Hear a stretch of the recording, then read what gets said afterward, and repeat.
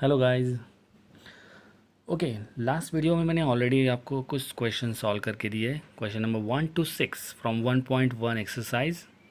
Okay, आज हम solve करने वाले हैं उसके आगे के क्वेश्चन, और जो एक क्वेश्चन बाकी था लास्ट टाइम की वीडियो में वो भी मैं करने वाला हूँ। तो अगर आपने अब तक मेरे चैनल सब्सक्राइब नहीं किया है तो please subscribe my channel and bell button press कर दिया तो वेल एंड गुड, क्योंकि इससे आपको पता चलेगा कि मेरा नेक्स्ट वीडियो कब आ रहा है, और आते ही आपको पहले पता चल जाएगा। Okay, so today will continue with the question number 5 जो मैंने लास्ट टाइम छोड़ दिया था for you people. Still I will solve that question. Priya gets salary of rupees 15,000 per month and commission at 8% on the sales over 50,000. If she gets 17,400 in a certain month, find the sales made by her in that month. Okay, उसका salary fix है 15,000। Okay, ले अगर 50,000 तक उसने cell किया है तो उसको 15,000 रुपया ही मिलेगा, ठीक है। ओके, लेकिन 15,000 से ऊपर 50,000 से ऊपर जितना भी सेल करेगी उसको अलग से कमीशन मिलेगा 8%। तो अगर उसको इस महीने में सैलरी मिला है 17,400, तो ऑब्वियसली 2,400 उसमें कमीशन है, मतलब उसने सेल 50,000 से ज़्यादा किया हुआ है, ऑब्वियसली राइट। तो लेकिन हमको फाइंड वही करना है कि कितना सेल किया है। चलो, तो will solve that. Let the total sales made by Priya is equal to Y. तो सैलरी ऑफ प्रिया इज 15,000। तो कमीशन क्या होगा? Total earning minus salary, that is 2,400। Okay, so वो 2,400 उसको किस पे मिला है? टोटल सेल्स में से हम लोग जो 50,000 माइनस कर देंगे, जितना भी अमाउंट बचेगा तो कमीशन हो जाएगा। Commission is equal to 8% on the sales over 50,000। Okay, so that is nothing but 2,400 is equal to 8/100 into y minus 50,000। चलो, ये कैलकुलेशन काफ़ी इजी है, that you can finish it. तो after multiplying and dividing you will get y is equal to 80,000।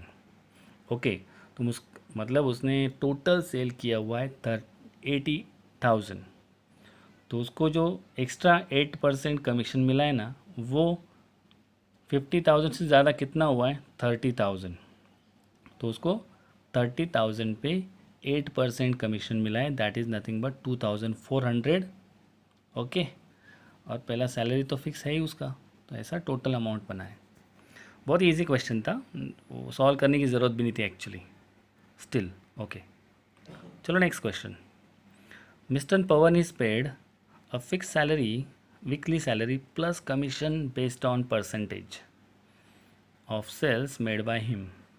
मतलब उसका जो weekly income बन रहा है ना, वो उसका एक वीकली फिक्स सैलरी है, प्लस उस वीक में उसने कितना सेल किया है उसको अलग से उस पर कमीशन मिलता है।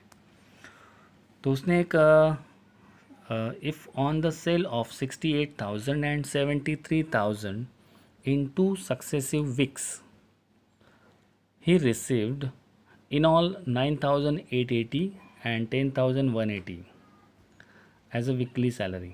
ओके, तो मतलब उसका 2 वीक में ऐसा उसका इनकम बना हुआ है। तो एक वीक में उसने 68,000 सेल किया है, दूसरे वीक में 73,000। ठीक है, find weekly salary and rate of commission. कोई बात नहीं, बहुत ही ईजी क्वेश्चन है। हम लोग क्या करेंगे इसमें, उसका वीकली सैलरी एज्यूम कर लेंगे और रेट ऑफ कमीशन एज्यूम कर लेंगे, x एंड y%। ठीक है, सो ये जो 9,880 जो पहला अमाउंट बना है उसका इनकम का, वो कैसे बन रहा है? इनकम कैसे बन रहा है उसका? Weekly salary plus commission on sales in that particular week. Okay, so पहला कमीशन कितना दिया, पहला इनकम क्या दिया है? 9,880 इज इक्वल टू, इक्वेशन क्या बनेगा फिर? x, that is weekly salary, plus y% of 68,000। ये इक्वेशन बनता है ऐसे। तो what will do, 2 zero cancel करके इक्वेशन बनेगा 9880 is equal to x plus 680y. Let this is your first equation. Similarly, we will find second equation. Second income कितना है उसका 10,180. ओके, वो भी equation same. Okay, 10,180 is equal to x plus y upon 100 into 73,000. तो second equation मिल रहा है हमको 10,180 equal to x plus 730y. This is second equation. Now what we will do, हम क्या करेंगे, अभी इन दोनों इक्वेशंस को साइमल्टेनियसली सॉल्व करेंगे. और ये सॉल्व करना हमने 7th स्टैंडर्ड से सीखा हुआ है. ठीक है, इसमें क्या करते हैं हम लोग, या तो x को एलिमिनेट करते हैं या तो y को. मतलब जो इजी लग रहा है, एक को एलिमिनेट करो दूसरा वैल्यू मिलता है. तो इन दिस केस मुझे लगता है कि x एलिमिनेट हो जाएगा इजीली. तो सब्ट्रैक्ट 1 फ्रॉम 2. तो after subtracting I will get y is equal to 6. अभी दोनों वेरिएबल में से एक का वैल्यू मिल गया है, तो हम इस y का वैल्यू किसी एक इक्वेशन में डाल देंगे. Okay, substitute y equal to 6 in equation 2.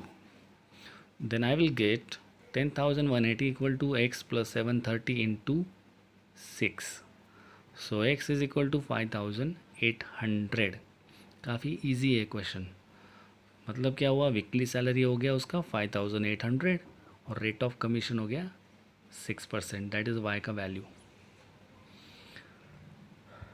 Okay, an agent is paid commission of 7% on cash sales and 5% on credit sales made by him.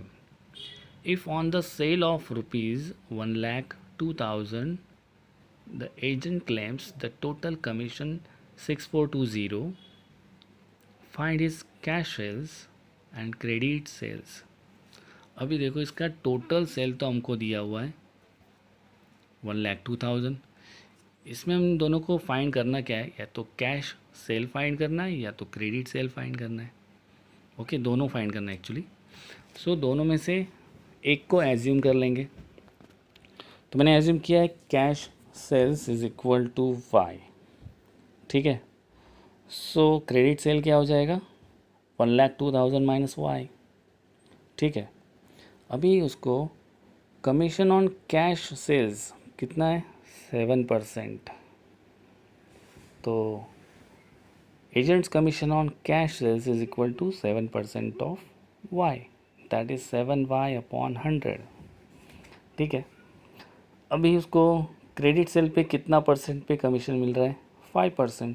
तो same way will find agent's commission on credit sales is nothing but 5% of 1,02,000 minus y. That is 5 upon 100 into 1,02,000 minus y. That's all. अभी देखो उन्होंने क्या दिया, क्या है कि total commission बना है उसका 6,420. मतलब बना किससे, commission on cash sales plus commission on credit sales. तो दोनों को ऐड कर दो तो मिलेगा मुझे commission on cash sales plus commission on credit sales is equal to total commission. तो मेरा इक्वेशन बन रहा है ऐसा. दोनों को बस ऐड किया ना. पूरे इक्वेशन में मुझे लगता है सिर्फ y अननोन है. सबसे पहले तो ब्रैकेट ओपन कर दो. After opening the brackets you will get this. So 7y upon 100 minus 5y upon 100 वो हो जाएगा 2y अपॉन 100. ओके, और ये 5,100 में उधर माइनस कर दूंगा तो I will get 1,320. So after calculating I will get y is equal to 66,000. ठीक है, y का वैल्यू मिल गया and that is the required. y का वैल्यू क्या है कैश सेल्स. तो मेरा क्रेडिट सेल क्या होगा, ऑब्वियसली उसको मैं टोटल सेल से माइनस कर दूंगा. So credit sales is nothing but 36,000. चलो next question. 3 cars were sold through an agent for rupees 2,40,000, 2,22,000 and 2,25,000. Okay, the rate of commission were 17.5 on first car, 12.5 on second, and if the agent overall received 14% commission on the sales, find the rate of commission on third car. Okay, काफ़ी easy question है ये. देखो उसका है ना average commission दिया हुआ है कि एवरेज उसको 14% कमीशन मिला हुआ है. ओके, तो टोटल सेल तो पता है हमको, टोटल सेल कितना हुआ है उसका, ये तीनों अमाउंट्स को ऐड कर दो, 6,87,000. ओके, तो उसका एवरेज कमीशन क्या मिला है, 14% ऑफ टोटल सेल्स. तो that is nothing but commission on total sales is 14% of 6,87,000. वो निकलता है 96,180. देखो ये वैल्यूज़ मैंने डायरेक्ट लिखी है क्योंकि हर बार वो कैलकुलेशन दिखाने की ज़रूरत नहीं कि 14/100 इंटू 687,000, फिर 2 ज़ीरो कैंसिल किया और फिर मल्टीप्लाई किया. That you can do it. Okay, मैंने डायरेक्ट वैल्यू लिखा है. Okay, now selling price of first car is 2,40,000. अभी करना क्या है हमको, पहले कार पे कितना कमीशन मिला है, दूसरे कार पे कमीशन कितना मिला है और तीसरे कार पे कितना कमीशन मिला है, ये तीनों मिला के जो अमाउंट बनी है ना वो है 96,180. बस अभी वही करना है हमको. फर्स्ट कार पे देखो कितना कमीशन मिला है 17.5% से, तो दैट अमाउंट्स टू 42,000. ठीक है, क्योंकि फर्स्ट कार का सेलिंग प्राइस था 2,40,000 और उसका कमीशन रेट ऑफ कमीशन था 17.5. ओके, नाउ सेकंड कार पे क्या है commission, selling price of second car is 2,22,000. उसका रेट ऑफ कमीशन दिया है 12.5% ऑफ 2,22,000, वो हो जाए 27,750. अभी जो थर्ड कार है ना उसका रेट ऑफ कमीशन नहीं दिया है, तो हम लोग उसको ना एज्यूम कर लेंगे. Let this is y. Selling price of third car is 2,25,000 और उसका rate of commission y assume कर लिया. तो थर्ड कार का कमीशन क्या बनेगा, y% of 2,25,000. That is nothing but y/100 into 2,25,000. अब क्या करेंगे, ये जो 96,180 जो अमाउंट है ना टोटल सेल्स पे, वो इन तीनों की टोटल है, तीनों कमीशन की टोटल है. बस उसको इक्वेशन फॉर्म में लिख देना है. ठीक है, 96,180 is equal to 42,000 plus 27,750 plus y/100 2,25,000. बस ये दोनों 42,000 और 27,750 को लेफ़्ट साइड में माइनस कर दो तो I will get this equation. बस अभी कैलकुलेशन करना है, इधर से 3 ज़ीरो कैंसिल हो जाएगा और ये 225, 2 ज़ीरो कैंसिल होने के बाद ये डिवाइड हो जाएगा. So I will get y is equal to 11.75. that is rate of commission on the third car is 11.75%. got it? it's very easy. चलो नेक्स्ट क्वेश्चन देखते हैं हम लोग. स्वतंत्र distributors allows 15% discount on list price of washing machine and further 5% discount is given for cash payment. Okay, find the list price of the washing machine if it was sold for the net amount 38,356.5. Okay, इसमें ना एक list price नहीं दिया हुआ है, वो हमको find करना है. लिस्ट प्राइस मतलब वो प्रिंटेड प्राइस होती ना, एक कोई तो प्रोडक्ट लिया उस पर जो प्रिंट किया हुआ प्राइस होता है ना उसको कहते हैं लिस्ट प्राइस. ओके, उसके बाद अगर एक डिस्काउंट दिया शॉप वाले की तरफ से, एक डिस्काउंट दिया उसने 15%, तो वो माइनस होने के बाद जो अमाउंट बनती ना वो होती है इनवॉइस प्राइस. ओके, और जो 15% जो दिया है उसे कहते हैं ट्रेड डिस्काउंट। चलो देखते हैं हम लोग। Let the list price of the washing machine is 100। अभी ये क्वेश्चन में थोड़ा सा रेशो वाला कंसेप्ट हम लोग यूज़ करेंगे for solving, for finding the list price. देखो इट इज़ वेरी इजी। पहले ना 100 के लिए फाइंड करेंगे, वही फंडा अप्लाई करेंगे अपने एक्चुअल क्वेश्चन पे। अगर मेरा लिस्ट प्राइस है 100, उस पर मुझे अगर 15% डिस्काउंट मिला है, मतलब वो उसे कहते हैं ट्रेड डिस्काउंट। तो 15% of 100 is 15। Okay, why we select 100, why we choose 100? Because it is easy for calculation. You can use any amount.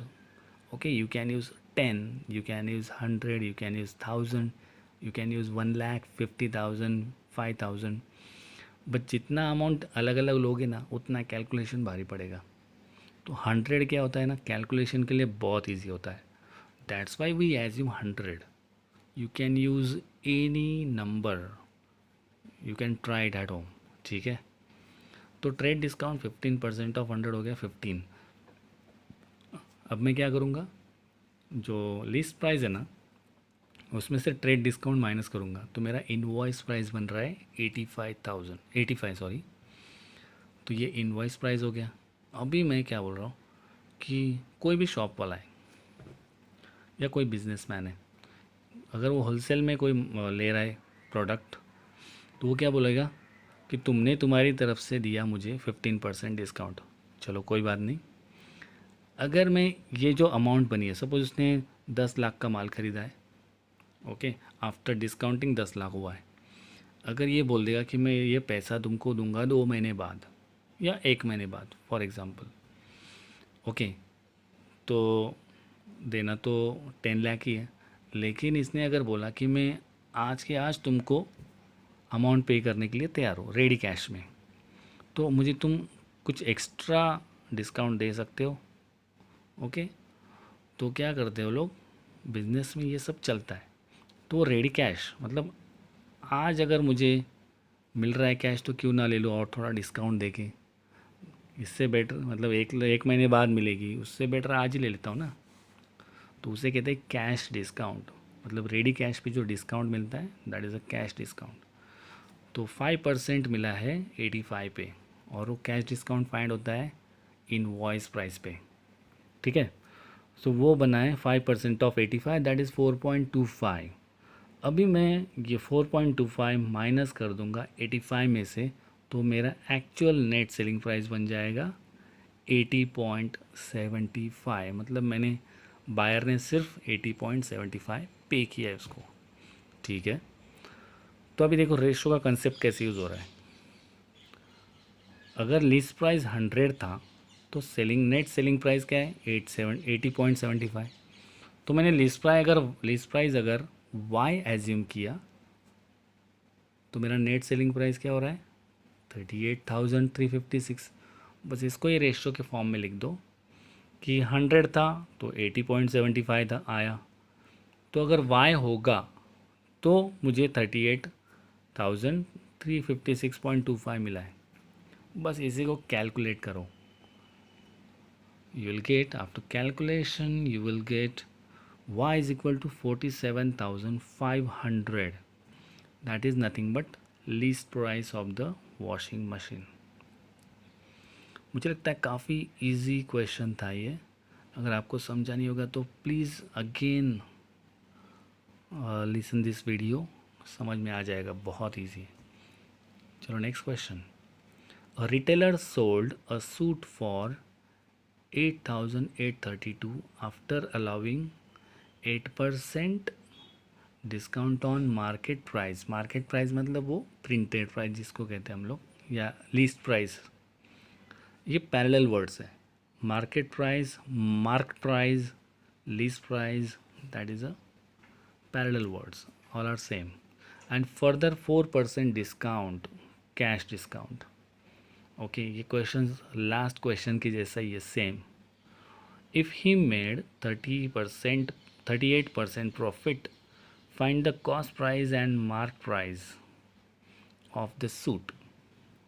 Okay, चलो ये पहले तो हम लोग है ना जो लास्ट क्वेश्चन सॉल्व किया ना वो सेम कंसेप्ट से मार्क प्राइस फाइंड कर लेते हैं, that is least price. Okay, last time वो वर्ड था लीस्ट प्राइस, इस बार है मार्क प्राइस। चलो, let the mark price of the suit is 100। पहले उसको 8% डिस्काउंट मिला है, 8% ऑफ 100 इज़ 8 रुपीज़, तो इनवॉइस प्राइस बन रहा है 100 माइनस 8 92। तो फर्दर उसको कैश डिस्काउंट मिला है 4% रुपीज़, 4% मिला है, वो किस पे 92 पे। ओके, तो वो है 3.68। अभी मैं माइनस करूँगा 92 में से 3.68 माइनस कर दूँगा, then I will get 88.32। That is nothing but my net selling price. Same last time के जैसा मैं रेशो यूज़ करने वाला हूँ। अगर 100 था तो 88.32 नेट प्राइस हो गया। तो अगर मेरा मार्क प्राइस y है तो मेरा सेलिंग प्राइस क्या है 8832। सेम कंसेप्ट, 100 था तो इतना है, y अगर होगा तो इतना है, just calculate it, very easy. You will get y is equal to 10,000। काफ़ी इजी है, देखो 8832 और 88.32, ये तो नंबर सेम ही दिख रहा है, पॉइंट का डिफरेंस है। Okay, I got mark price, no I want cost price. अभी सेम फंडा यूज़ करेंगे हम लोग कॉस्ट प्राइस फाइंड करने के लिए, ठीक है। सो रिटेलर ने कितना 38% प्रॉफिट कमाया है, ठीक है। तो अगर मेरा कॉस्ट प्राइस होता 100 तो मेरा सेलिंग प्राइस होता 138, बिकॉज 38% प्रॉफिट हुआ है ना।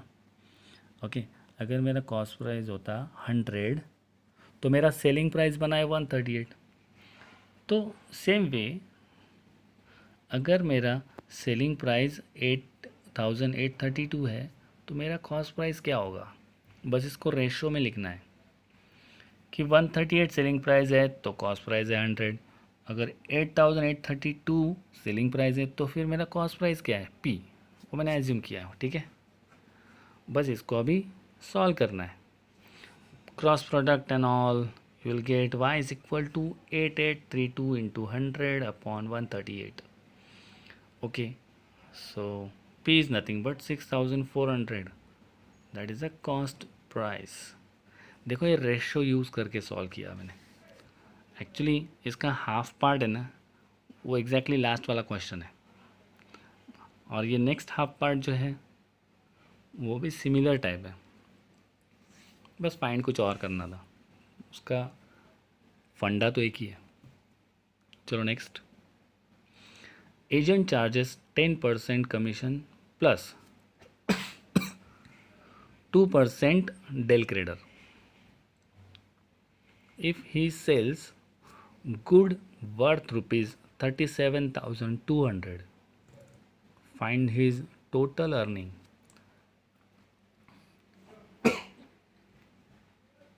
ओके, इसमें ना उसको 10% अलग से मिला है और 2% डेल क्रेडर, वो भी टोटल सेल पे ही फाइंड किया जाता है। तो हम लोग 10% फाइंड करेंगे और 2% फाइंड करेंगे 37,200 का, और बस दोनों को ऐड कर देंगे, that's all. Total sales is 37,200, rate of commission is 10%, that will be agent commission is nothing but 3720, 10% of 37,200। चलो अभी डेल क्रेडर उसको अलग से मिला हुआ है 2%। अभी डेल क्रेडर का फंडा अगर आप लोगों को पता नहीं होगा तो please see my first video, जिसमें मैंने कमीशन और ब्रोकरेज का इंट्रोडक्शन वीडियो बनाया, उसमें मैंने सारे टर्म्स को अच्छे से एक्सप्लेन किया है। उसमें डेल क्रेडर देख लो आप लोग और you will just clear your concept, okay, from that video, तो अच्छा रहेगा, that's good for you. So rate of del credere is equal to 2%, agent del credere क्या हुआ वो फिर 2% of 37,200, that is nothing but 744। तो एजेंट का total earning क्या हुआ, बस ये दोनों अमाउंट्स को ऐड कर दो, that is his total earning. Okay, this exercise is done. जो भी क्वेश्चन बाकी है या तो सिमिलर है या तो बहुत ज़्यादा इजी है, जो आप लोग खुद सॉल्व कर सकते हो। इतना सब कुछ देखने के बाद आपको खुद ही आ जाएगा कि कैसे करना है। देखो, मॉरल ऑफ द स्टोरी क्या होता है मालूम है, कि हमको जो अमाउंट दिया है, जो भी अमाउंट है, वो कैसे बनाए, कि सैलरी प्लस कमीशन से बनाए या कुछ अलग फंडे से बना हुआ है। तो एक इक्वेशन फॉर्म करना बहुत ज़रूरी होता है, दैट्स ऑल। इक्वेशन का फंडा समझ में आ गया तो क्वेश्चन सॉल्व हो जाता है। ठीक है, so please like and subscribe my video. इसके बाद मैं बनाने वाला हूँ डिस्काउंट टॉपिक का वीडियो, इंट्रोडक्शन वीडियो। तो प्लीज़ इस केस में इंट्रोडक्शन वीडियो तो देखना कंपलसरी है फॉर डिस्काउंट टॉपिक। ओके, क्योंकि उससे ही आपको पता चलेगा कि एग्जैक्टली डिस्काउंट वर्क कैसे कर रहा है।